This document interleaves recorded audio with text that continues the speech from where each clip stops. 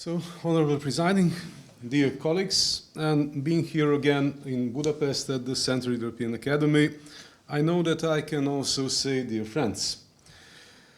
It is a privilege for me to take part in the overall work of the Academy in many of its activities, as well as to take part in today's conference. And thank you once more for inviting me and including me in your work. Now, today I would like to take a closer look, but just in a nutshell, at the case of the Republic of Croatia and into the engagement of Croatian Parliament, of Hrvatski Sabor, in European affairs, especially as it concerns the work of different parliamentary committees from the beginning of accession process until now. However, discussing about the role of parliaments, both in general as well as in connection with a more specific field of interest, such as the parliamentary scrutiny, for example, of European affairs, one famous remark written by prominent English jurist and political thinker Lord James Bryce some 100 years ago comes to my mind. Namely, in his book Modern Democracies, he devoted a full chapter named The Decline of Legislatures, noting that parliaments all around the world lose their influence, their significance and position. Although Bryce himself did not offer any straight or simple answer, nor he suggested any reforms, the question regarding the ills of legislatures, which caused them to go into the decline, continued to be preoccupation for many constitutional lawyers and political thinkers. One among them is former Oxford professor of constitutional law, Kenneth C. Weir, who further noted that legislatures have certainly declined in certain important aspects, and particularly in power in relation to the executive government. Now, it is true that following this path would lead us too far from the main interest of my presentation, and I will therefore leave it here. As food for thought, maybe, or some future research, because the topic Bryce dealt with more than a century ago, and Weir did the same many decades ago, is still of importance today. Nevertheless, I will try to demonstrate how the accession process itself and the alignment of Croatian legal system with the acquis communautaire influenced the position of Croatian parliament in general, and especially towards the executive when it comes to parliament's competences. So, exactly 20 years ago, the European Council granted Croatia the status of a candidate country. Just a few days before the meeting of that European Council, at which the decision on the final date for the opening of negotiations will be made, the Croatian Parliament adopted a joint statement of the then parliamentary parties on the existence of a consensus regarding the issue of Croatia's accession to the European Union. Seen from the current perspective, as far as its overall engagement in European affairs is concerned, one should point out that from the very beginning of Croatia's accession to the European Union, and let me add that formal application for EU membership was lodged already in 2003, the Croatian Parliament and its members actively participated and played a significant role in the whole process. Now, in accordance with the Article 71 of the Constitution of the Republic of Croatia, the Croatian Parliament is the representative body of citizens of the Republic of Croatia, and of course it is vested with legislative power. The position and role of Croatian Parliament regarding European affairs today is regulated first by the Constitution, then second by the Act on Cooperation between the Croatian Parliament and the government of the Republic of Croatia in European affairs, and third by the standing orders of the Croatian Parliament. It can be said that the process of Croatian accession to the EU started already by the end of the 1990s, and Parliament was actively engaged or formally engaged already in 2000 by establishing its first working body related to EU affairs. That was the European Integration Committee, tasked primarily with monitoring of the harmonization of the Croatian legal system with acquis communautaire, as well as with monitoring of overall cooperation programs and processes. Now, since Croatia has been granted candidate status country or candidate country status in 2004, the European Integration Committee participated in the work also of COSAC, of Conference of Parliamentary Committees for Union Affairs, of course, as an observer.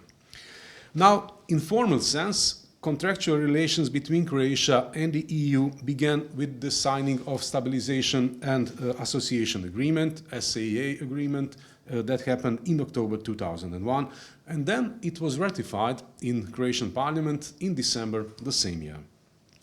Under the SAA, the Croatia-EU Joint Parliamentary Committee now was formed. It was established in 2004, consisting on one hand of members of European Parliament and on the other hand of Croatian parliamentarians.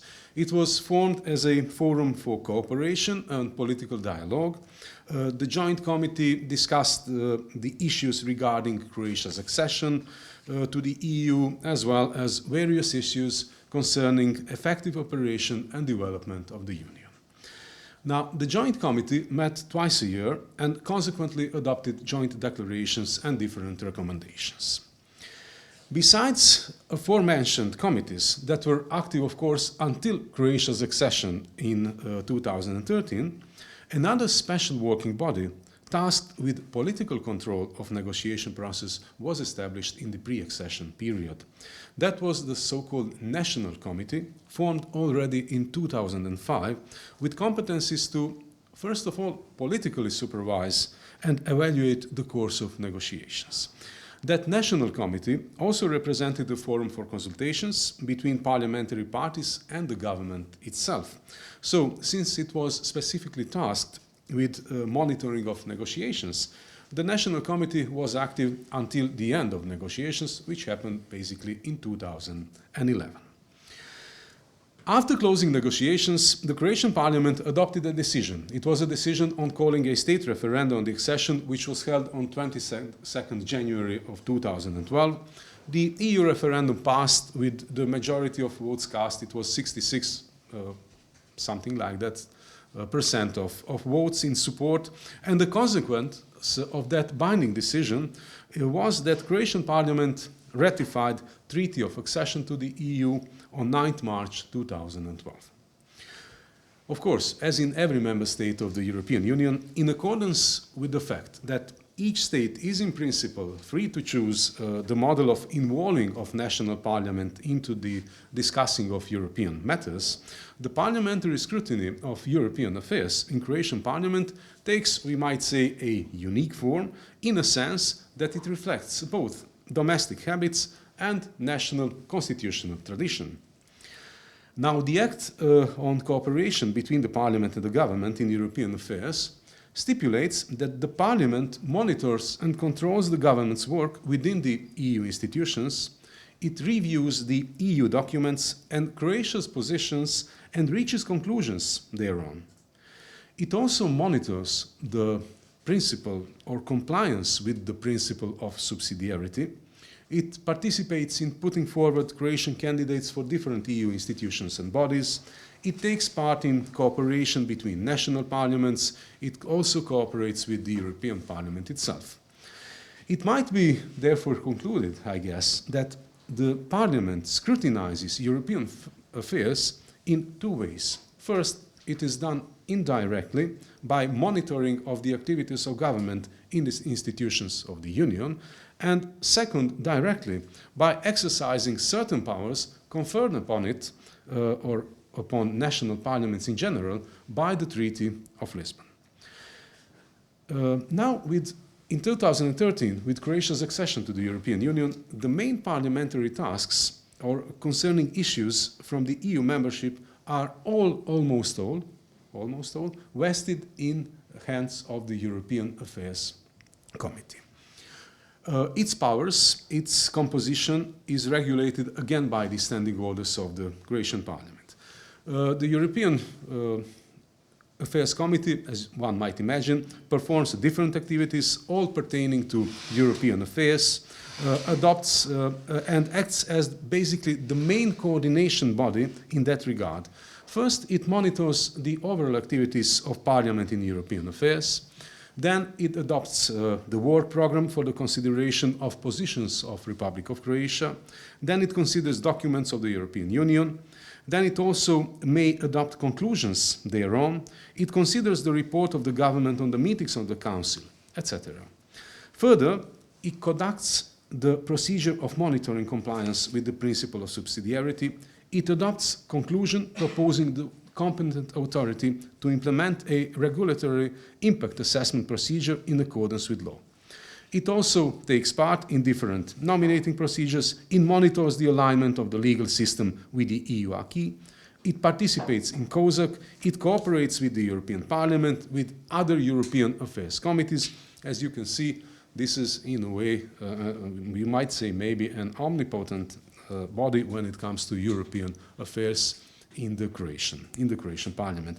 Now, the committee also has the rights and duties of a competent body in European affairs pertaining to adopting conclusions on the applications of the Passerelle Clause and amending treaties of the European Union. So it's basically all vested in hands of this body. As I will share just a few things on monitoring of compliance with the principle of subsidiarity. When it is concerned, it is important to say that every member of parliament, political groups, parliamentary working bodies and government have the right to launch a procedure of monitoring. Now, the procedure is conducted by the European Affairs Committee. It must react within a period of 7 weeks after the date on which the draft legislative act was submitted by the institutions on the European Union. The European Affairs Committee may as well, at its own initiative, initiate a procedure of monitoring compliance with the principle of subsidiarity. If the committee establishes that the said draft legislative act of the EU breaches the principle of subsidiarity, it shall adopt a reasoned opinion thereon and submit it to the Speaker of the Parliament. The Speaker shall then submit the reasoned opinion to the government, the Presidents of the European Parliament and of the European Commission, as well as to the Presidency of the Council of the European Union. Now, as scrutinizing the work of national government in EU affairs is concerned, the powers of Parliament are also executed by the same committee. It discusses government's reports on the meetings of the European Council, as well as on the meetings of the Council of the EU, on preparations for next meetings immediately upon receiving its report. After the conducted debate, committee may adopt conclusion thereon and submit it to the Speaker of the Parliament. And finally, taking into consideration all aforementioned, as well as other relevant provisions, arrangements, and figures that we might take and get, it may be concluded that although different parliamentary working bodies were and still partially are involved in conducting of Parliament's activities with regard to Croatia's membership in the EU, it is exactly the European Affairs Committee that has the pivotal role in the participation of the Croatian Parliament in European affairs. I would like to conclude just referring on two short points with just few sentences. First, as it regards the accession campaign and lessons learned in that period, the Croatian experience might be seen as a positive one, especially as it regards the role of the Parliament. Now, Croatia has experience of the process of accession that is not only the most recent, but maybe also the most relevant, since Croatia acceded to the Union as the first country with experience on stabilization and association process. More importantly, maybe, a new methodology with opening and closing benchmarks for negotiating chapters was devised and used for the first time in Croatia's accession negotiations. Now, the latter probably makes the experience of Croatian experts particularly valuable, since countries from the region with the ambition of joining the EU in the future face probably the similar methodology. I will just mention that since 2014, the Croatian Parliament has participated in numerous activities ranging from participation of experts in various projects to organizing study visits for members and officials of parliaments from Southeast Europe, Eastern neighborhood, etc. After Croatia's accession to the EU, experts from Croatian Parliament participated as short-term experts in several twinning projects. For example, in Bosnia and Herzegovina, that project was led by the Hungarian National Assembly, different parliamentary capacity buildings projects, etc., etc. Finally, nevertheless, in the face of the representative democracy in Croatia, but also, I would say, in many other European countries, now with reminiscence to the words or conclusion of James Bryce, with which one I have started this short presentation, some open questions regarding the role and influence of national parliaments still need to be addressed. One of the most important is how to increase the accountability, or in other words, the executive accountability. So accountability on national governments vis-à-vis national parliaments. As well, I would say, in the same time, the monitoring procedures provided by the EU treaties. Now, these are the questions of essential importance for our nation states. These are essential questions for our democracies, but I think they are also essential questions for the future of the whole European integration project. Thank you.